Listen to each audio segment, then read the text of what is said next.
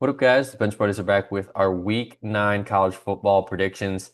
As always, I got Ty joining me here this week to break down this week's biggest games. But before we talk about this week, we got to talk about Week 8 results. And it's going to be a great showing for my part, going 9-3. And obviously, you go 6-6 because I took the three games that we had different. I got all those right. But I'll let you have the floor here. What team or game, I guess, stood out to you the most here in Week 8? I think just the upsets in general, obviously Miami and Texas Tech. I think, a lot of people have been complaining that in years past, those losses would have maybe ended their seasons or put them in severe danger. But this year, the path is still right there with the 12-team playoff. But I think it just shows how wide open college football is this year. It's almost like 2007 vibes. So I think while in the big picture, those teams are probably still fine, it just shows that, anyone can be vulnerable this year. Yeah, and I saw a crazy thing where someone threw out that what if Georgia Tech goes undefeated, gets to the conference championship game, plays Virginia, and Virginia wins it, and Georgia Tech is 12-1 undefeated. Miami's wins out, they're 11-1, and then Yeah, Virginia's 12-1. And they're then all in. what happens to Notre Dame?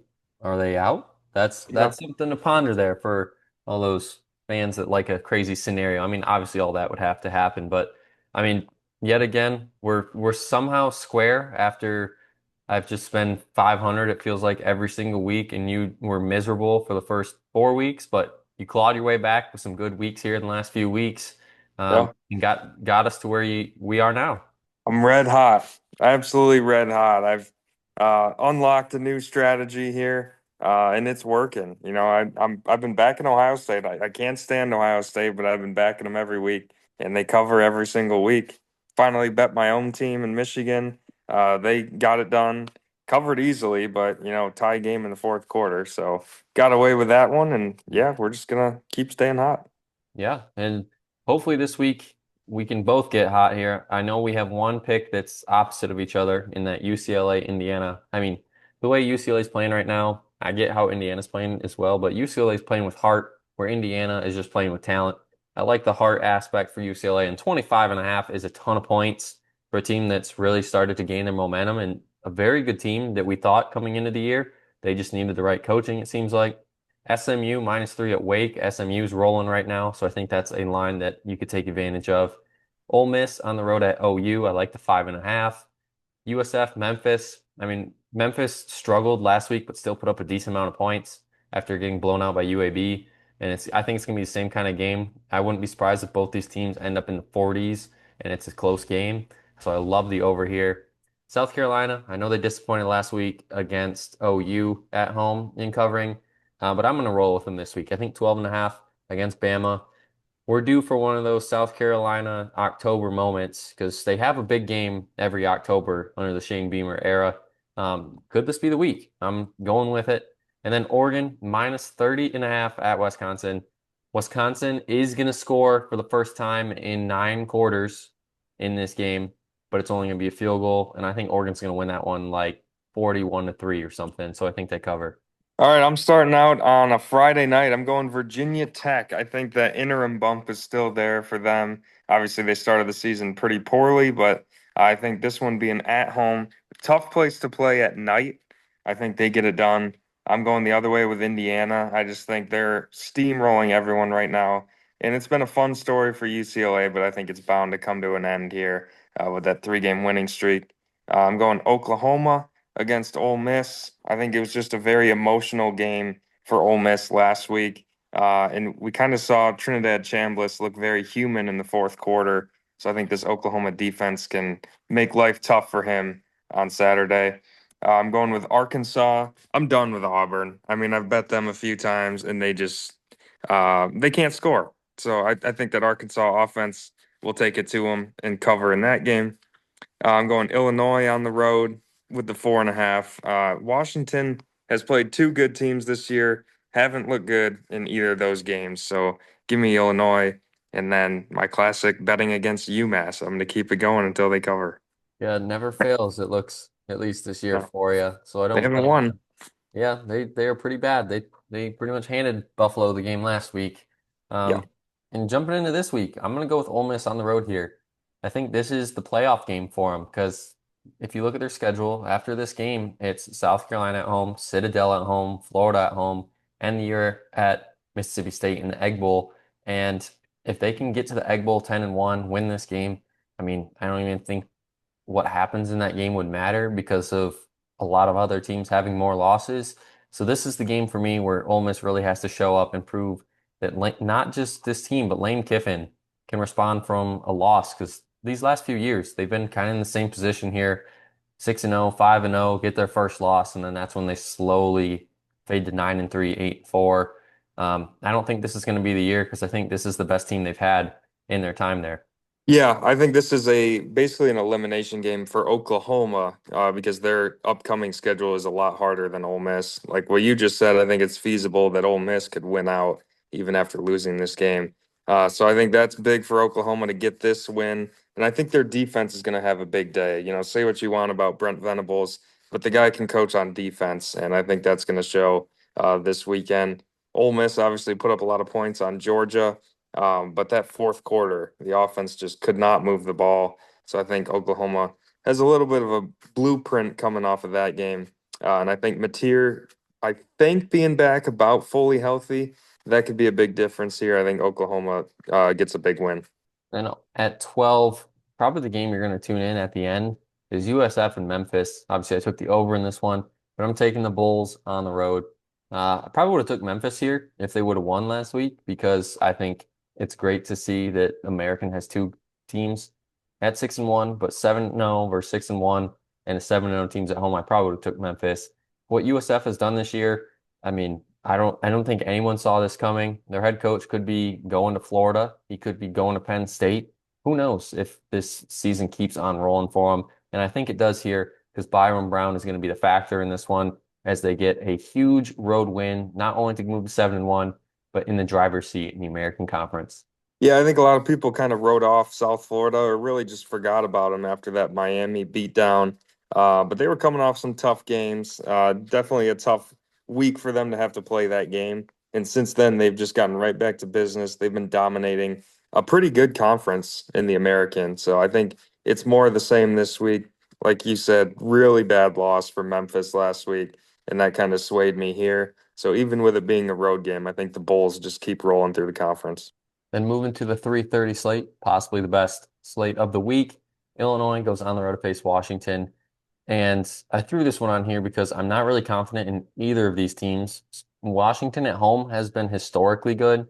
Illinois has been historically bad on the road when they're in these positions. And that's pretty much what I'm basing it off because these teams, if you look at the stats, I think Washington is better running the ball because they have one of the better running backs they can find in end zone. But other than that, these teams are very locked even on the season. And I think Washington has to respond after last week's beatdown against Michigan. So I like the Huskies at home. Yeah, another underrated place to play. I think very tough to go into Washington and get a win. They've struggled, obviously, against the two legit teams that they've faced this year in Michigan and Ohio State. It's basically been the same game both times. But I think this is one that they finally get and put themselves back on the map. This is actually an elimination game for both teams. I mean, you're done with three losses. So these teams, they could win out. It's not out of the question for them. So a win here could propel them to maybe a late season push. I think maybe you see that from Washington. They get Oregon at home to end the season.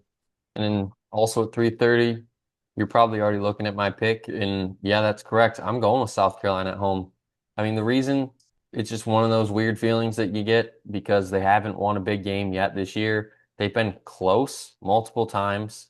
Vandy was the only really blowout at home, and that was their first loss. But then after that, go on the road to Missouri and play them to the end.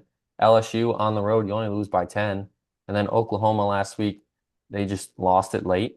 Um, I think this can be the one where somehow, some way that they stifle this Alabama offense and escape in a 16-13 ugly game that South Carolina ends up winning. Yeah, I think just the difference is Ty Simpson. I think as someone I thought would maybe hold Alabama back this year, he's been the guy that's been making all the late plays for them, something they were kind of missing with Milrow at the end of last season. So I think it's going to be more of that this year. I would not be surprised if South Carolina covers, keeps it close late into the fourth quarter. Uh, but I just can't bet against Ty Simpson right now. I think Alabama, I mean, early in the season, I think this would have been a tough game with how it went with South Carolina last year. But, they've just been struggling so much. I think even going on the road, the Tide get out of there with a win. A team that is not getting enough love this year is the Iowa Hawkeyes. I mean, Iowa, they lost by 5 at home to Indiana, and it felt like they had a real chance to win that game late. Same goes against Iowa State early in the year at Ames. It was a close game, lost by 3 at the end. Um, one of those two results goes a different way. Iowa 6-1, probably in the top 20 at this point in the season. And I think they're going to get to 6-2, head into their bye week. They get Oregon out of the bye, and that's when we really see what this Hawkeye team is made of because it's Oregon at home. So their toughest game is at USC after that Oregon game. So Iowa could very well be 7-2 heading into that USC game in a possible elimination game for both them. So in this matchup alone, Iowa's defense at home, we know how that goes. So give me the Hawkeyes. Yeah, Vegas kind of thinks this is going to be a shootout by Iowa standards, all the way up to 38.5 with the over/under. Both of these teams feeling really good about themselves. In years past, this probably would have been winner goes to Indy in the Big Ten because the Big Ten West, as we know, was pretty bad. Mhm. But, both these teams coming off a really good win. I think this will be a really tight game. Will it be the most fun football game you've ever watched? Probably not, but it Mhm. might be one you want to tune into late in the fourth quarter when it's a close game. But that being said, I'm rocking with you on the Iowa defense. I think they looked really good in the fourth quarter against Penn State to close out that game. So I think they can handle this Minnesota offense. So even after the Minnesota or the Nebraska win for Minnesota, I think they kind of come back down to earth here, and Iowa gets another home win. And then also at 3:30, hopefully you got your quad box loaded up, is BYU on the road at Iowa State. And just look at the last two games for Iowa State. It's been the struggle bus. They're 0-2. It is a bye week down for them. So hopefully they can really turn it around. But I just don't see that's going to be the case because BYU is playing really good football. I mean, the Holy War win over Utah, I don't want to say it was their Super Bowl. So this is a definite letdown spot for them on the road.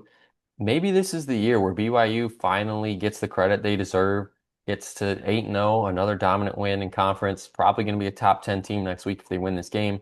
And the Big 12 could be running through the Cougars at the end of the year. Yeah, I agree. I think betting against this BYU team has just proven to be not smart over the last two seasons now. Last week, everyone was on Utah, including me, and they just go out and win the game, and that's what they've been doing over the last few years. They're not exactly the example of game control. They're not exactly blowing anybody out, but they just continue to rack up 9, 10 win seasons, and I think it's more of the same this year. I've seen some books have an Iowa State favored in this game.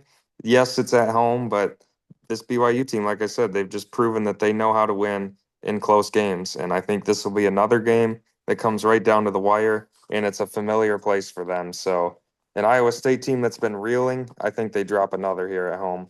It's the fifth game of your quad box, so you got to pick one of the four or one of the five to leave out. But you got to keep this one in because Missouri, Vandy, I don't want to say this is an elimination game for the playoff because of their schedules moving forward. Mizzou, if they win this game, they're pretty much in because they play nobody. Vandy, their toughest game would be Tennessee after this one. And why not? I mean, why not roll with Vandy? What they're doing right now is historic. It's been since 1950 since they've been 6-1, and I think it's been 1946, I think it was, since the last time they were ranked in the top 10. So I don't even care what kind of fan you are, but how can you not be rooting for Vandy this year because of how many bad season after bad season we've had? But give credit to Mizzou, a team that I was high on earlier in the year. Had them almost going in my playoff. At this point, this is the game where I thought it could go either way and make or break the season for both these teams. To my prediction, it's right where I thought it would be. I'm going to go with Vandy here. I'm going to switch up and go Vandy at home. This was at home for Missouri. I'm probably leaning that way, but the way Vandy played LSU last week, putting up 31 on that defense that hasn't given up more than 20 this year. Um, yeah, I'm going Vandy. Yeah, I think this is a huge game for Vandy. I think game day is there. Is that Hmm. correct? Yeah. So, I mean, maybe their biggest home game in God knows how long, several decades.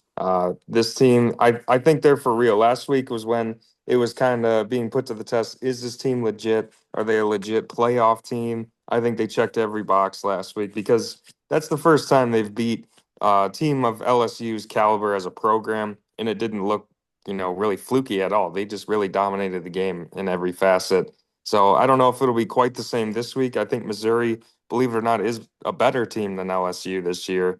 But I still think Vanderbilt just has too much. I think it's an awesome story, but I think they're also just a really good team all around. I think there's a lot of talent on the roster. So I think Vanderbilt continues to win. And how fun is it that we have top 10 Vanderbilt and top 2 Indiana in 2025? And I think it continues.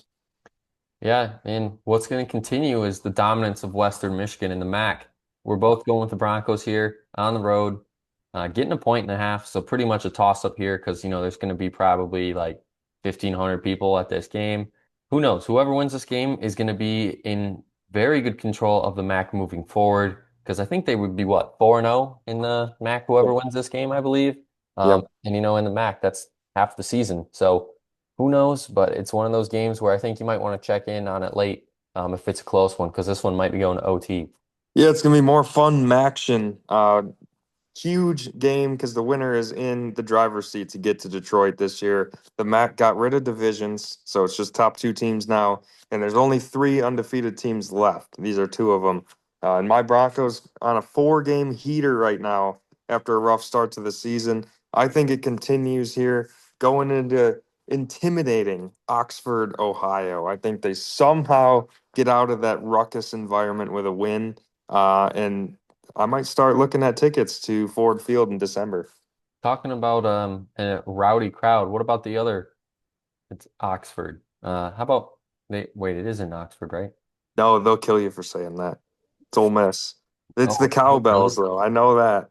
Yeah, yeah, the cowbell. Starkville. See, I Starkville. was see, I'm it's just not my year on locations and player names. The whole Ryan Williams, Jeremiah Mm. Smith thing, and then the now the locations. Yeah, Starkville. It was there, but in Starkville, they're going to be going crazy because I'm going Mississippi State at home. Now, the only way that Texas loses this game is if Arch Manning has one of his worst games, I think, of his career, which I don't know how bad it gets for Arch Manning because this defense is going to play really well. We've seen it week in and week out that this defense can carry them to a win, and especially last week over Kentucky. Arch Manning didn't really have to do too much. The offense looks awful, but the defense won them that game, and that's why they're here at 5-2. So going on the road though, to a way worse environment than Kentucky, I like Mississippi State here to get the big win, and why not throw their hat in the ring and SEC craziness? Yeah, I think this just shows more about college football in 2025. The fact that we're even picking this game and the fact that you're going Mississippi State, and I'm not really batting an eye at it because I could see this really going either way. I saw a headline on Monday, Texas gets a gritty win at Kentucky. And I mean, everyone would have laughed if they saw that at the beginning of the season. Texas was obviously ranked number 1. Most people had Kentucky either 15th or 16th in their SEC rankings. That's probably still where they are. So I just think it's been a big fall from grace for Texas. Yes, they got the OU win in Red River. That was huge for them. But Mhm. it was just more of the same last week. Very lackluster offense. And this Mississippi State team, yes, they're 4-3, but they won 2 games last year, and every SEC loss was just a blowout. So much, much improved. And I think they give Texas everything they want and more in this game, but I still think the Longhorns get another gritty win with maybe just a little more offense. But I think they do get out of Starkville just barely. Then at 7:30, I'm going with more SEC craziness this week. Couldn't tell. I think this is where the SEC blows up in its face, and I don't even know how it's going to shake out when the dust settles because I'm going LSU at home. I think LSU's got to prove it, not just to themselves, but to America, that this is a playoff caliber team. Because if you lose this one at home, their season's done, and Brian Kelly might be on his way out at the end of the year because this was the team on paper that should have won the SEC or at least be playing for an SEC championship. And that's not the case right now. They got to win out, run the table to even have a shot at it. And I think they're going to start it this week, winning this game against A&M and reeling everybody back in that was just out on LSU after their loss to Vandy. Yeah, I think, like you said, Brian Kelly may be coaching for his job in this game. I think the fans are kind of out on him at LSU, but this could be maybe where he reels them back in, and it's a tough place to play, Death Valley at night. But yet, I'm still going with A&M. I don't like the vibes I'm getting from LSU this year. Just really got dominated by Vanderbilt last week. It was not fluky at all. They just lost to the better team, and I think Texas A&M is a step above Vanderbilt, so it's hard to see LSU winning this game, even in this environment. And I think there's going to be a lot of tough questions for Brian Kelly to answer. Probably the toughest he's had to answer in his career on the football field. And I got the Aggies on the road. And obviously, our big game of the week, you can see from your sweatshirt there that we're going with Michigan here. I think if they really want to open the playbook, this is the game to do it. Let Bryce Underwood air it out a little bit more. And maybe he makes a mistake or two, but I think you can live with it because this Michigan State team has just been gashed through the air, on the ground. The defense is atrocious. And Jonathan Smith hasn't really turned this program around since his hiring. I know it's only year two, but when is it going to start? Because it seems like it's not really going that way, and we haven't really seen that much progress. Yeah, I've been surprised. All of a sudden, I'm seeing several Michigan State fans just they are out on Jonathan Smith already. And going into the season, it was like, all right, we got to give him time. We got to give him time to get his feet under him. And now it's just like they're completely out on him. So I think this could go one of two ways. I don't know if you're going to see Michigan State look very uninspired with kind of a sitting duck of a head coach, or will it be like games in this rivalry in years past where this is their season. They have nothing really left to play for with 4 losses now, but we've seen them go into this Michigan game looking like a brand new team. So I'm not touching the spread. And if I was a betting man, I wouldn't go anywhere near it. But I think Michigan kind of pounds the rock, plays enough defense to take control of this game late, and they get out of there with a win. But I'm always nervous for this one. Yeah, I'm not even worried at all. But one I It's am good. worried about is going to be this Houston win on the road at Arizona State. And I say that because they're 6-1, playing some really good football this year, but just not getting the love of the national media because, well, their one loss was to Texas Tech, and people forget that this game, a blowout. I mean, they made it kind of close. They were down 14 late at half, and then after that, didn't score in the second half. So I can understand why people are out on Houston, but Arizona State last week obviously got the big upset, and they're probably still coming down from that. So I think this is a great time for Houston, not only to just get the win and move to 7-1 and probably be ranked, but go look at the rest of their schedule. It's West Virginia at home, at UCF, TCU at home, and at Baylor. You can't tell me that if they don't win this game that they can't finish 11-1, be in a Big 12 championship, maybe a rematch for Texas Tech. Do you put them out of the playoffs even if they lose twice to Texas Tech? That's a question that I cannot answer at this point in the season, and I would love to see that chaos continue and see what the committee is going to do this year because I think now that we've seen this more expanded playoff, there's going to be more and more teams each and every year that are going to finish 10-2, 9-3 that the automatic conference champions get in, but they don't automatically get a seed or the top four seed. So we're going to see how that shakes out this year because I think there is going to be a team or two that might finish 10-2 and not get in. And like I said, Yep. maybe earlier in the video, that could be Notre Dame. Yeah, I think in this game we're going to see more of the Arizona State that we kind of expected to see this season. I think they were very impressive last week. I mean, that's a huge win for them. But I think even more so once Texas Tech went down, came back from 12 points down and took the lead with 2 minutes left. I was really impressed with the way Arizona State stayed composed. They drove right down the field, came away with a win in that game.